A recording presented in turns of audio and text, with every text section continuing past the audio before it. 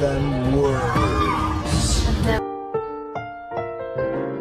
Ang susunod na programa ay rated PG. Ito ay nangangailangan ng patnubay at gabay ng magulang para sa mga batang manunood.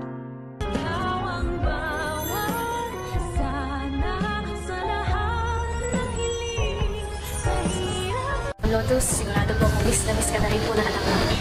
Kitang-kita sa mga galawan ni Madam Lotus na meron siya masamang balak sa ating bidang si Annalyn. Pero kay Giselle naman talaga galit itong si Madam Lotus, madadamay lang si Annalyn. Pakikiusapan kasi ni Madam Lotus itong si Annalyn na kung maaari daw nahawakan niya ang kanyang kamay. At sa pamamagitan nito ay parang nahawakan niya na rin daw ang kamay ng kanyang anak na si Carla. At masamang-masama nga ang kanyang loob dahil hindi niya makikita at mababantayan ang kanyang anak sa kanyang operasyon. Nag-aalala pa si Madam Lotus na baka daw galit sa kanya ang kanyang anak dahil sa nakakulong ang kanyang nanay. Pero gagaanin pa ni Annalyn ang loob ni Madam Lotus sa pamamagitan ng pagsasabi dito na hindi naman porkit daw nakulong si Madam ay masamang tao na siya. Sa kabilang banda, sa pagkabuisit nga nitong si Doc Carlos kay Irene ay kakalad ka rin niya ito. Pinapakita lang talaga ni Doc Carlos ang kanyang tunay na ugali kaya siya hiniwalayan ng kanyang tunay na asawa. Paaaminin naman ni Aling Susan si Carlos patungkol sa tunay na dahilan kung bakit daw nasa Pilipinas itong si Irene na kanyang ex. Hinala ng matanda na baka makikipagbalikan ito kay Carlos. Naku, patay na. Dahil kung ganon ay hindi papayag si Lola Susan na lokohin ni Doc Carlos si Lynette. Pero igigiit ni Doc Carlos na wala na daw siya talagang balak na makipagbalikan pa dun sa babaeng yun. At ibabaling niya pa nga ang kanyang galit kay Robert na hindi naman daw siya katulad nito